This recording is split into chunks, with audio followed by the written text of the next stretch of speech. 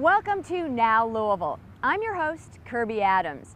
Say, do you shop using a credit card or a debit card? I bet you do, and you're going to want to hear about a new Kosair Charities debit card that allows you to spread the word about this charity every time you shop.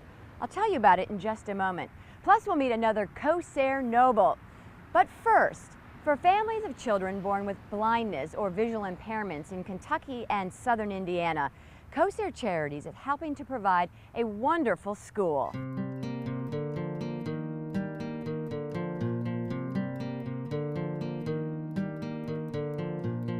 For nearly 3 decades, Visually Impaired Preschool Services, or VIPS, has provided a unique opportunity for children in Kentucky and southern Indiana who have visual impairment.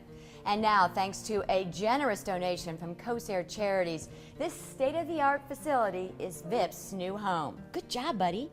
Peanut butter and jelly, milk, carrots. It's lunchtime for this group of preschoolers. But look closer and you'll notice something special about these young students. They all have serious vision issues and are learning to function in a sighted world. Within the first 5 years of life, researchers say 80% of what you learn is visual.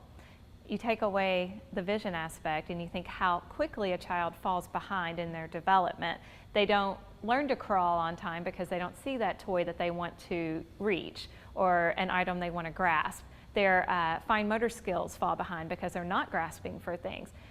They have a hard time learning to talk because they can't see how your mouth forms to pronounce words. So it's just simple things that you or I might take for granted that we know, but that we learned visually. So that's where our teachers step in and get these children up to speed in hopes that by the time they reach kindergarten, they're able to go into a sighted classroom and compete evenly with their sighted peers. Today, thanks to Kosair Charities, VIPS now has a permanent school building in Louisville, a place where these pint-sized students can interact with one another in a setting similar to the mainstream schools where they may end up in just a few years. All the way up. VIPS has been there from the beginning. My oldest grandson, who's 11 now, he would lay around and not do anything, and we found VIPS, and they just became a second home to him.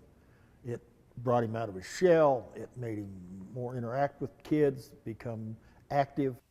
Kosair Charities has been instrumental in providing a state-of-the-art facility where blind or visually impaired infants, toddlers, and preschoolers, plus their families, may adapt and thrive. And had it not been for Kosair Charities and all the magnificent work they do in this community, targeting their help to VIPS, it wouldn't be there for us. And we can't thank Kosair Charities enough for all they do to help VIPS. Raising funds for important programs like Visually Impaired Preschool is what volunteers and staff do every day here at Kosair Charities. And now we want you to meet an important person, Noble Jack Proctor, who has helped to make Kosair Charities what it is today. I'm Jack Proctor. I'm past director of Kosair Charities, past potentate of Kosair Shrine Temple, and I spent probably 35 years involved with Kosair Charities in one capacity or another. When I came with Kosair, Kosair was well established. It got its reputation as a orthopedic pediatric hospital during the polio days. And when Salk vaccine came along, this was a 100-bed hospital, and they had the halls full of kids during the polio days. Polio vaccine did such a good job, it knocked the attendance way down. And because we dealt primarily with the bone structure of the body, the patient load wasn't there to keep a 100-bed hospital going. So we decided the smart thing for us to do would be affiliate with another hospital. We started circulating among the hospitals, feeling them out if they'd be interested in some type of a merger. Norton stepped up right away. They were interested. Norton owned a little hospital called Children's Hospital. Children's Hospital, I think, had like 40 or 50 beds in it. But each one of these beds in a hospital are licensed. They had a full range of licensed beds pertaining to all kind of children's illness. This hospital was strictly bone structure, orthopedics, and by us taking the name Kosair, putting it with the name of their children's hospital, that's where your name Kosair Children came from. We had a long discussion on that name. That lasted for months. Well, what are you going to call it? Norton wanted to put a hyphen between the Kosair and the children's name. And we didn't want that. We just wanted to be Kosair Children's because we thought the flow was better, confuse the public less. One of your past presidents, a good friend of mine, that hyphen almost broke the deal. He stood up in a meeting one time, I was there with him, and he said, if there's going to be a hyphen in the name, we're not interested in making this deal. And you know him pretty well. Sam Swope. Swope was president of the board at that time. He told him, he said, not going to be a hyphen in the name. If there is, we'll deal with somebody else. Till this affiliation was made between Kosair and Norton, there was not a children's hospital that could do anything completely. When we built this Kosair Children's Hospital, that was a hospital, and I don't care what happened to your child, whether it was a car accident or normal illness or operation, you had one place to go, and the quality care and the brain power was there. I think that's the greatest accomplishment we made.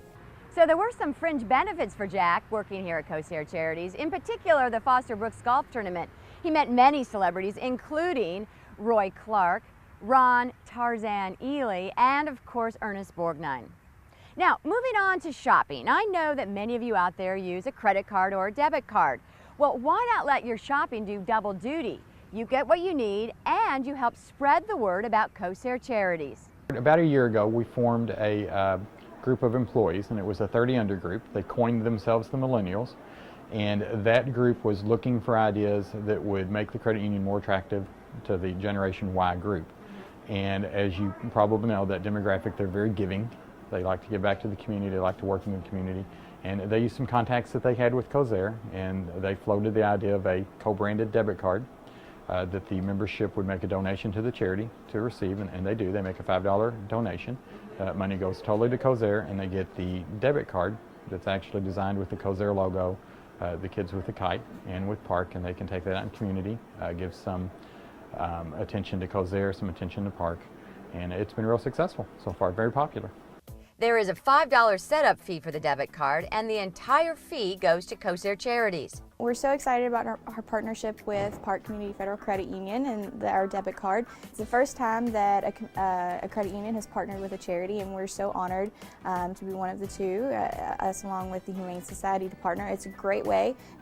Giving is stylish now. You can donate $5, get your Kosair Charities debit card, have a great credit union to house your money in, and give back to the kids all at once. So it's a great partnership for us. Go to any Park Community Federal Credit Union to sign up for that Kosair Charities debit card, and be on the lookout for more great events and promotions that are being offered through the credit union to help benefit Kosair Charities.